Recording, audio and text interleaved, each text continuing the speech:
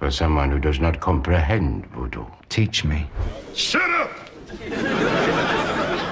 How is it that you always end up so far ahead of me on the carpool line? The 1990s were a decade of bold television experiments, but not every show hit the mark. From ill-conceived sitcoms to confusing sci-fi dramas and celebrity-led flops, countless programs promised big laughs or gripping drama but ended in swift cancellation. These forgotten series, often remembered only for their poor ratings and awkward premises, offer a fascinating glimpse into the risks that networks took on and went wrong. So, join us as we revisit 25 forgotten TV shows from the 90s that failed miserably. In the mid-1990s, networks hoped to capitalize on familiar faces from popular sitcoms, giving rise to The Tempest Bledsoe Show. Premiering in 1995, this daytime talk show featured the former Cosby Show star interviewing celebrities. But when they break up, is it okay for us to move on in? Today's friends will ask one another, "Can I date your ex?" Discussing lifestyle topics and occasionally tackling social issues. Despite Bledsoe's charm and recognition, the program failed to connect with daytime audiences, who were accustomed to more seasoned talk show hosts. Critics noted that the show lacked structure and distinctive content, making it easy to overlook amid strong competition. Airing for less than a full year, it was canceled in 1996. Today, it is remembered as an ambitious but ultimately unsuccessful attempt to transition a beloved sitcom star into daytime television. After Tempest Bledsoe's daytime talk show failed to make an impression, could a quirky tech-based sitcom like Dweebs succeed where traditional celebrity-led programs faltered? In 1995, the tech boom inspired NBC to create Dweebs, a sitcom centered on socially awkward computer programmers navigating office life and romance. Yeah. That's almost as important as that other human quality. What's that?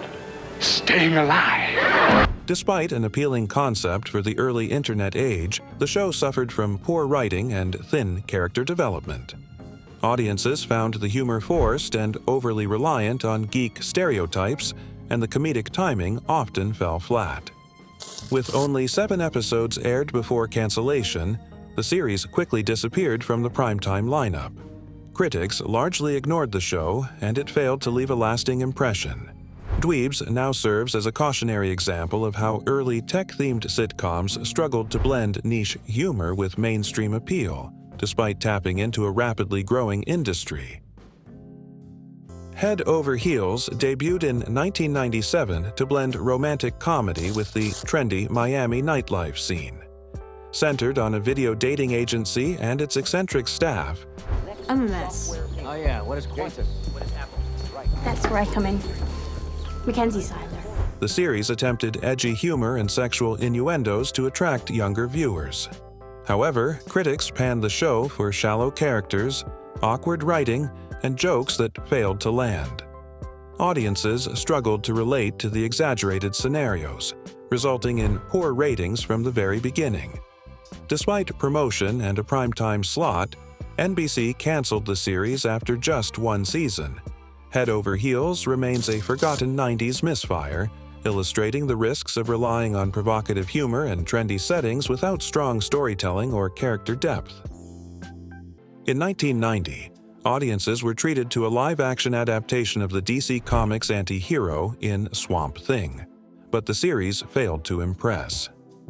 Centered on scientist Alec Holland, who transforms into the titular plant-based hero to fight evil and environmental threats, the show promised supernatural intrigue and action. For someone who does not comprehend voodoo. Teach me. I'll pay you handsomely. Money. Unfortunately, poor special effects, low-budget sets, and uneven storytelling undermined its potential. Critics slammed the show for lackluster scripts and stiff performances, while viewers struggled to take the premise seriously. Despite occasional flashes of creativity, Swamp Thing could not compete with other genre offerings of the era and was canceled after a single season.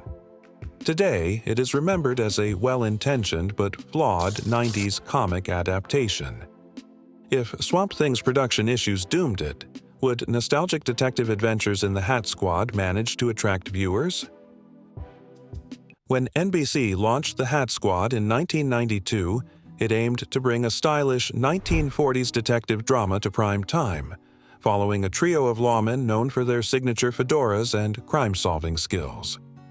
While the concept had nostalgic charm, the show suffered from cliched plots, uninspired dialogue, and a lack of character depth. As a member of your ethnic group, I can understand why you feel unsure about this whole thing, but I can assure you that we only want to protect, leaving audiences disengaged. Competing against stronger programming, it struggled in ratings from the start. Despite the cast's committed performances, the series was canceled after only one season of 13 episodes. Today, the Hat Squad is largely forgotten, serving as an example of how period-set dramas in the early 90s often failed to find an audience without fresh narrative hooks or compelling storytelling. In 1992, Delta Burke, beloved for her role on Designing Women, starred in Delta, a sitcom about a country singer navigating fame, family, and romantic entanglements. While Burke's comedic talent was undeniable, the show failed to capitalize on it due to inconsistent writing and weak supporting characters. Amazing, isn't it? See, I made the mistake of looking at my watch, and that's when I realized I was actually 45 minutes early. Critics criticized the series for predictable storylines, lack of originality, and a failure to capture the charm that made Burke popular in her previous series. Audiences quickly lost interest, and despite moderate promotion, Delta was canceled after one season. Today, it is remembered as a rare misstep in Burke's career and a clear illustration of how star power alone could not save a show from poor execution in the competitive 90s television landscape. In 1992, NBC attempted to launch a fresh medical drama with Lauryn Hill, hoping to capture audiences interested in hospital-centered storytelling. The show focused on Dr.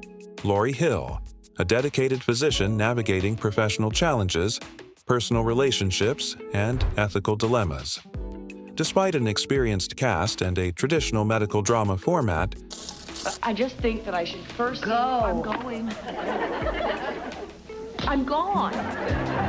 the series struggled to distinguish itself from established competitors like ER and Saint. Elsewhere, critics described the writing as predictable, with characters that lacked depth and emotional resonance. Viewer interest remained low throughout its brief run, leading to cancellation after a single season. Today, Lauryn Hill is largely forgotten, remembered as an example of how even well-intentioned network dramas can fail without unique narratives or strong audience connection. NBC's The Heights premiered in 1992 as a musical drama chronicling the lives of a fictional rock band trying to make it big. While the show featured energetic performances and original music, it struggled to connect with viewers.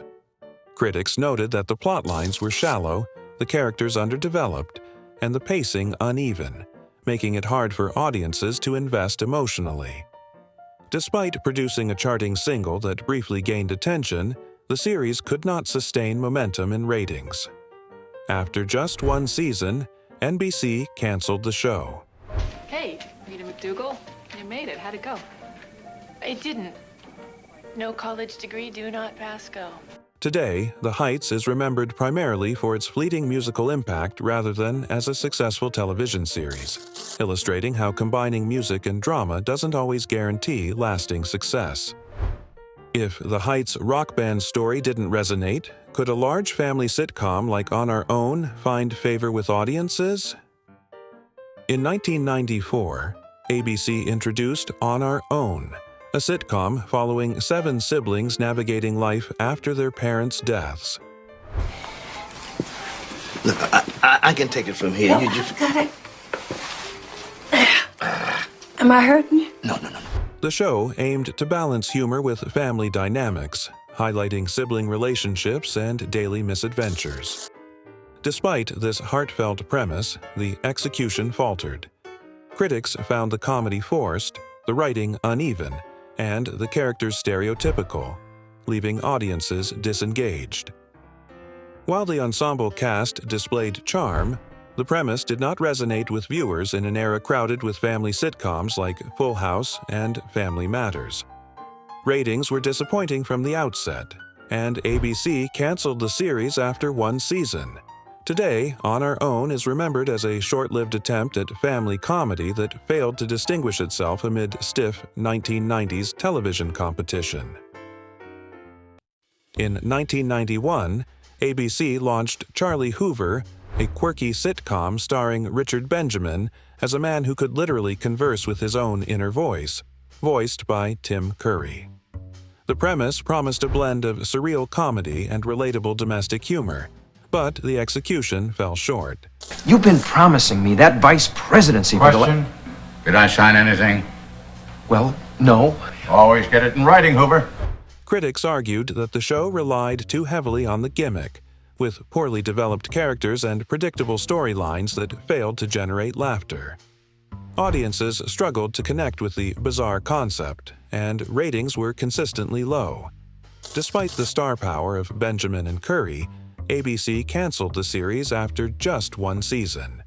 Today, Charlie Hoover is remembered as a bold yet unsuccessful attempt to combine psychological comedy with traditional sitcom elements.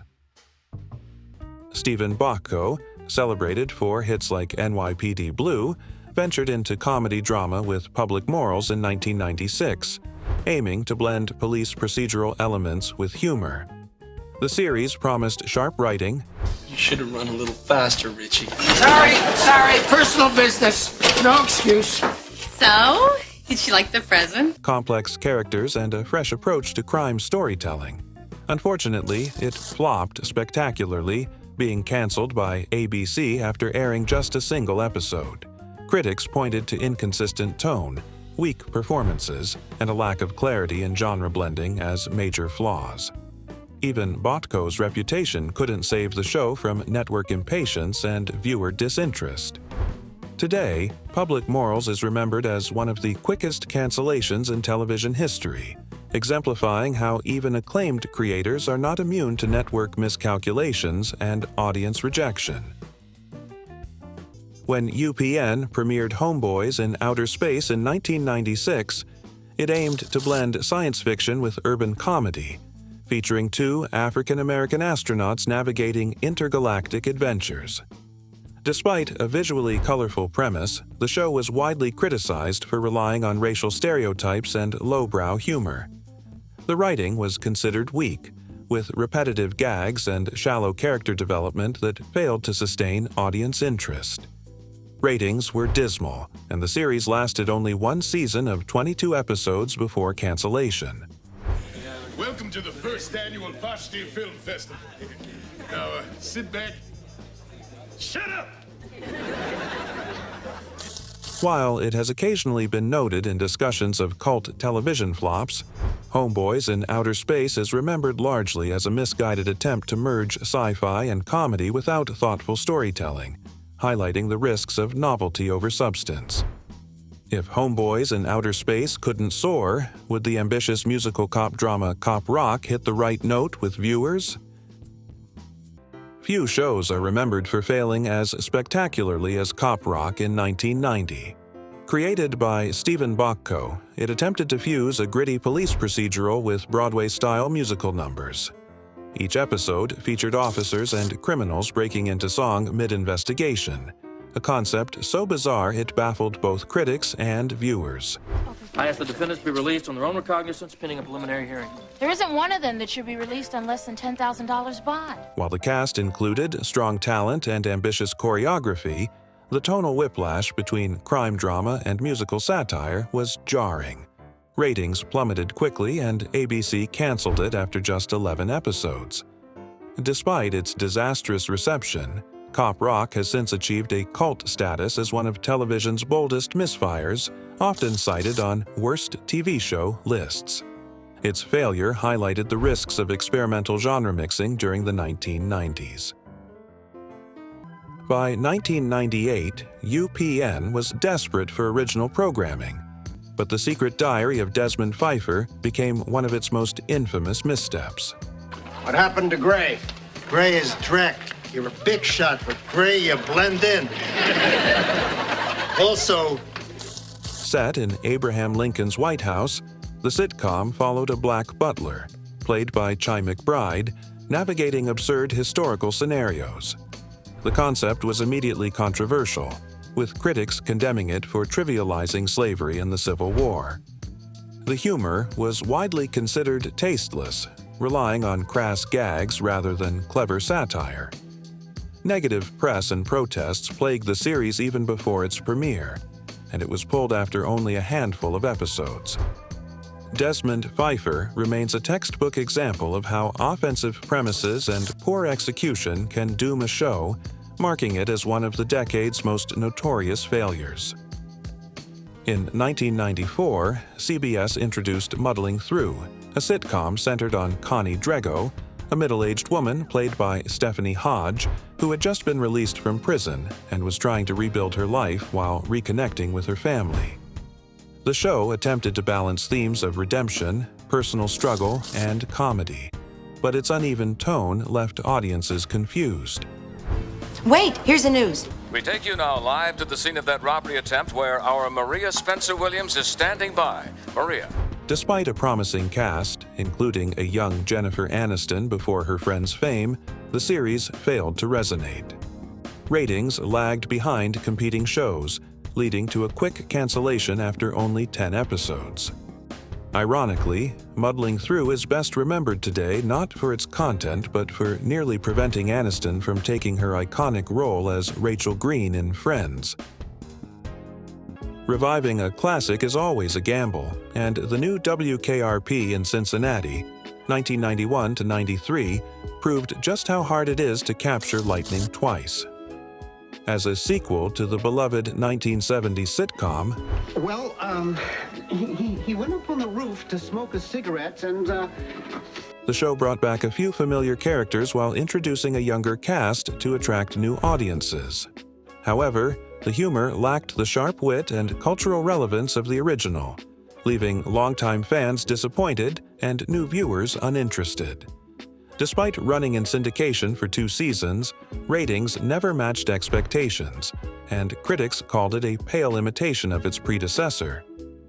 Ultimately, the new WKRP in Cincinnati serves as an example of how nostalgia alone cannot sustain a revival, especially without the creative spark that made the original a hit. In the early 1990s, ABC attempted to spotlight modern family dynamics with The Mommies, a sitcom centered on 2 single mothers juggling careers, children, and friendship.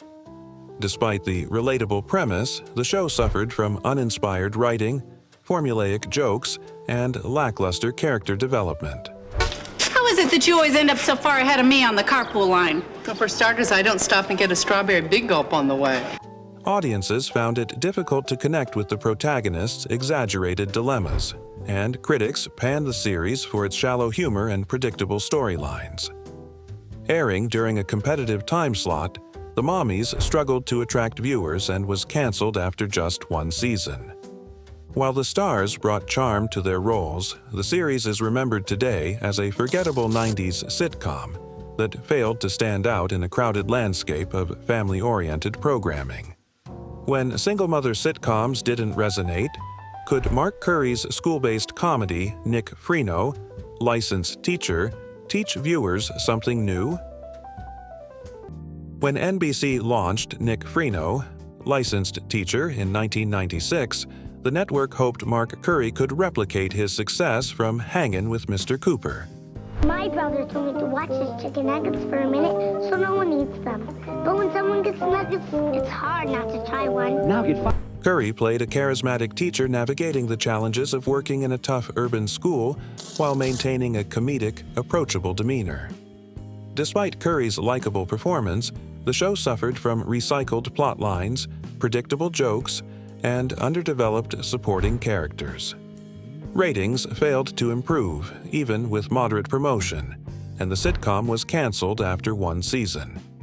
Nick Freno is now mostly remembered as a missed opportunity to blend humor with meaningful school life stories, demonstrating that star power alone cannot sustain a television series without strong writing and audience engagement.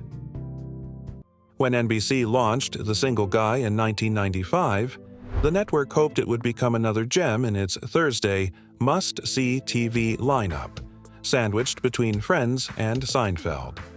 Starring Jonathan Silverman as struggling writer Jonathan Elliott navigating bachelor life in New York City, the sitcom seemed destined for success thanks to its enviable time slot.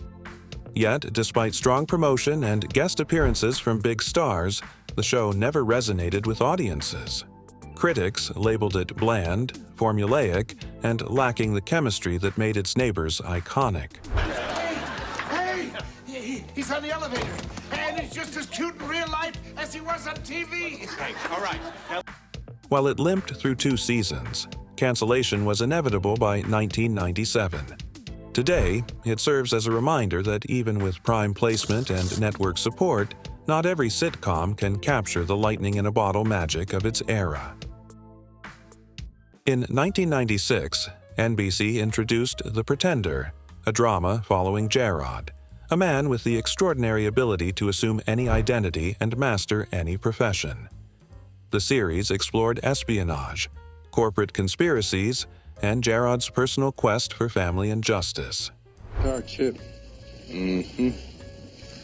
And when it fails, whole plane's affected. While it cultivated a dedicated fan base and earned praise for its intriguing premise, the show suffered from inconsistent ratings and frequent schedule changes, which disrupted audience engagement. Critics appreciated the character depth and suspenseful storytelling but noted uneven pacing across episodes. Despite running for 4 seasons, The Pretender never achieved mainstream popularity. Today, it is remembered as a cult favorite of the late 90s, highlighting how innovative concepts sometimes struggle to translate into broad television success. If The Pretender struggled with ratings, could an inventive sci-fi western like The Adventures of Briscoe County Jr. survive despite critical praise? When The Adventures of Briscoe County Jr. debuted in 1993, it boldly combined Western action with science fiction elements, starring Bruce Campbell as a charismatic bounty hunter in the Old West. Last man remaining at this table gets the job. Well, it's fine by me, Boulder, but I gotta warn you, I'm real hungry and I could be here. Critics praised the show for its clever writing, humor, and inventive storytelling. Yet despite critical acclaim, it struggled to capture a substantial audience. The unusual genre blend may have confused mainstream viewers, and ratings remained low throughout its single-season run. Fox canceled the series after 27 episodes. Over time, Briscoe County Jr. has been recognized as a pioneering and influential cult classic, demonstrating that even high-quality, creative shows can fail commercially when networks and audiences are unprepared for genre-bending television. In 1994, NBC launched Earth 2. And stay calm. We have a reading? I'm processing and I can't get anything. Don't give me can't. I want an atmospheric reading. A science fiction drama set on a distant, uncharted planet where colonists attempt to establish a new civilization. The show tackled environmental themes, interspecies conflicts, and human survival, featuring visually impressive sets and ambitious storytelling. Despite strong production values and a talented cast, including Clancy Brown, the series struggled with poor ratings. Viewers found the dense plotlines difficult to follow, and the high-concept premise failed to connect with a broad audience. After 1 season, NBC canceled Earth 2. While the show developed a loyal cult following, it is remembered today as an ambitious but commercially unsuccessful 90s sci-fi venture, illustrating how complex world-building does not always guarantee mainstream appeal. When Freaks and Geeks premiered in 1999, it promised an authentic glimpse into high school life, capturing the awkwardness, humor, and heartbreak of adolescence. Is he gonna die? No, of course not. No, sweetie, no. Psst. Sit down. Created by Paul Feig and produced by Judd Apatow, the series focused on two groups of teens, the freaks and the geeks, and their struggles with social hierarchies, family, and self-discovery. Despite its sharp writing, relatable characters, and strong performances by a cast including James Franco and Linda Cardellini, the show suffered from low ratings and poor network promotion.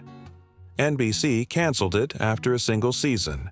Today, Freaks and Geeks is celebrated as a cult classic, lauded for its realism and influence on teen dramas, even though it failed commercially during its original run. In 1994, My So-Called Life offered a revolutionary teen perspective on television, centering on Angela Chase, played by Claire Danes, as she navigated high school angst, relationships, and identity crises. Critics praised the series for its nuanced writing, authentic dialogue, and complex characters, which resonated deeply with viewers who were lucky enough to catch it. However, despite critical acclaim, ratings were low. I have to go to health in a few minutes. Why? Why do I feel terrible? And ABC canceled the show after just one season. Its premature end frustrated fans but cemented its status as an iconic 90s cult classic. My So-Called Life remains influential in shaping future teen dramas, demonstrating that quality storytelling doesn't always equate to immediate network success. In 1996, ABC introduced The Dana Carvey Show. Is separated from her torso. No more tabloid reports.